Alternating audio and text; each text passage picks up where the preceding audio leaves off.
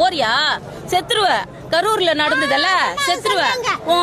உனக்கு காசு தருவாங்க. நான் காசுக்காக போல. என் உயிர் போனா மயிரே ஒன்னாச்சு. உயிர் என் தலைவனுக்காக போகுதுன்னு வச்சுக்கேன், அசால்ட்டா விட்டு போவேன். சரி, நான் தனியா செத்தனா யாருக்கும் தெரியாது. இங்க வந்து நான் செத்தனா தெரியும்.